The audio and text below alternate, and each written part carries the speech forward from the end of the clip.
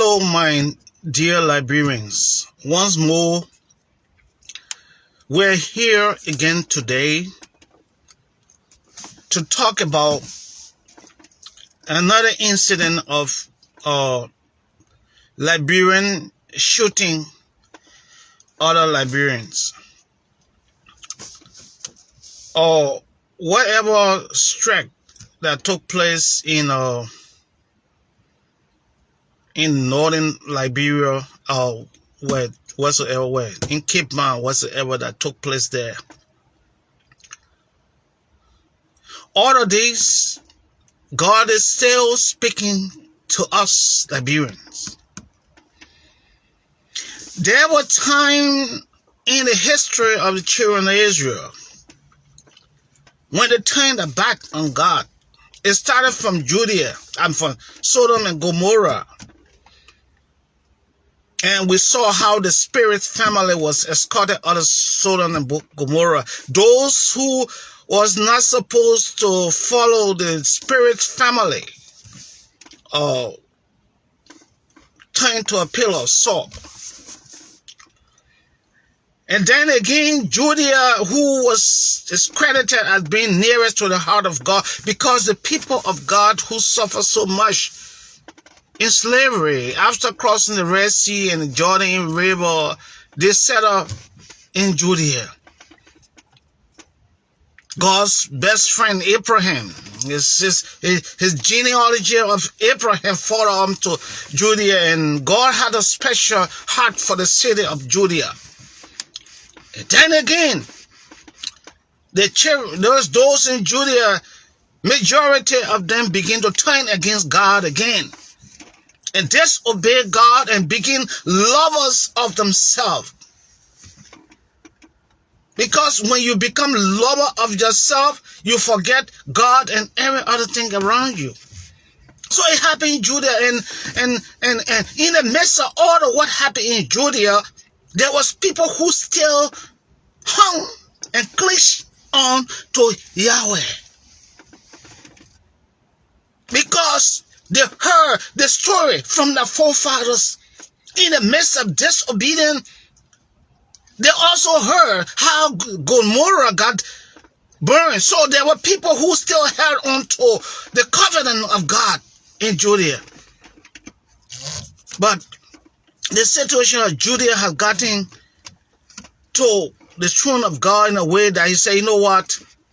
With all of my love for the city of Judea, I will burn it down. But then see how God's grace and his mercy kicks in for those who follow the rules of God in Judea. He said, but then not everyone in Judea disobeyed me and followed idol worship. But those who stuck to me, I will make sure to take them out of Judea before I burn the city down. But then, already, during the time, we had a superpower at the time who was, what they call, Babylon was a superpower at the time, with King Nebuchadnezzar being king of Babylon. So, God now decided to use Babylon to eject his people to the act of slavery to go to Babylon. And then they were going to be subjected to slavery. But because God saved them out of the city of Judea in order to burn it down, God's grace still went along with them in Babylon. But intransigent leaders never look beyond themselves. So King Nebuchadnezzar, all he knew, he was using his power to enslave God's people. But there was news for Nebuchadnezzar that he didn't know, because intransigent leaders usually do not see beyond themselves. So it's easy for them to get entrapped. So What I come to say about Liberia today, everything happened. And like I said, God kept me around to inform my people. And I know the time that Jeremiah was referred to as the weeping prophet, who whipped his people day after day because of their mayhems, because of their disobedience to God and living as lover of themselves and all those things, and all of the word that God sent to Jeremiah and ordained Jeremiah, his mother, want to talk to his people, all was falling on fertile soil. And Jeremiah was frustrated most of the time and weeping for his people. Being in exile and enjoying everything does not separate you from your nation. So God is speaking to us. While all this time there was an issue of shooting in a mining area. Why now? Why now with a 79 years old president who have come to put his feet down for the days that God had given him, allowed him to be president to help his nation, that he have ruled for so many years, sitting and watching everything that went in our country. Omen Boaka saw everything under various administrations. And now he have to change. But then, imagine the kind of government that you remove. What was taking place in 6 years under the government that was removed by Joseph Boaka in a very slim margin. And now that the controversial World Crime Tribunal, or court, an economic crime to be set up in Liberia,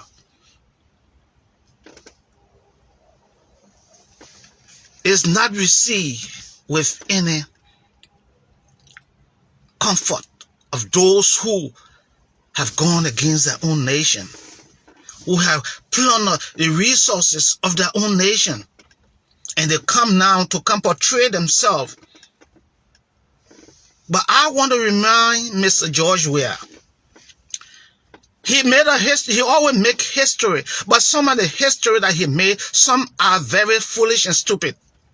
Number one, the only president on the day of inauguration left from inauguration ground and took a group of people, all of them with big bag hanging on them, and get in a plane to go abroad, to go and marinate.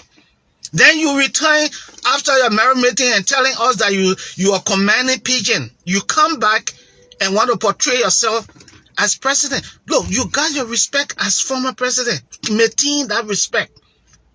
Maintain it. I want to say that. Maintain that respect as a former president, and don't let anybody put you. You can look.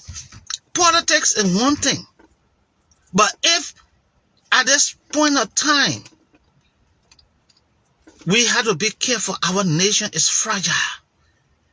Your focus now should sit down and become a peace ambassador. That peace ambassador that UN confer upon you. Now is the time to use it. You win a God scholar as the best politician in Israel. What they gave you crown for being the best politician. You have to come back home to prove it. But continuing the group that you have in the street that you left untouched in the street, that our lives need to be changed. You didn't change your life. You used them during your administration to make them more crazy. And you're supposed to come now to sit down and think as a former president what you can work with Boaka to see how we can bring people, professionals from abroad, to come and recover our kids from in the street. But I have stopped by this morning to tell Liberian people, those of us who know God and know how to pray, we have to keep praying for our country. Because there were times God took decision onto a major city, Gomorrah. and then Judea. But he took his people other in exile. We are the one that were extracted from Liberia to come in exile to resettlement all over the world. We need to organize ourselves and be cooperative in exile and prepare ourselves to return to help our nation. That's why God brought about that massive resettlement of Liberians in exile. And the one from Judea that God sent, we all know what happened. They went to school, they learned, they became engineers and scientists, they became prophets, all kind of career they took and learned in Babylon and Egypt. And when they return, today, out of God's favor, God favored them. And God has favored us with massive resources where foreigners now coming to take it away because we are being crazy and against our own self. But may God bless the heart of the family members who the family was killed in Kibma. And we're going to pray that those kind of things should not happen. God is just telling us what has gone wrong. I told Omen Bwaga, I would suggest that you close that country down for 40 days and 40 nights. Shut Liberia down. And bring people, spiritual people from all over the world, to America, everywhere, to top finally, to come and take off 1 month in Liberia to cleanse the nation. That's the only way Liberia will be peaceful. So that your 80 years old in being president for Liberia will be blessed. And all of the demons will be crushed out of that country. Because the World Crime Code and Economic Crime Code, we have to turn to the international community to provide security, to provide the means that those two codes will take place. May God bless our nation. Stay tuned. I'm still here. Those that can listen will listen. Those that can pray will pray. Those who doesn't care will keep not caring, but we care about you. God bless you, and may God bless our nation. And my sympathy to the family of those who have lost their relative through that violent shooting in Kibma. God bless our nation. God bless our nation. Amen.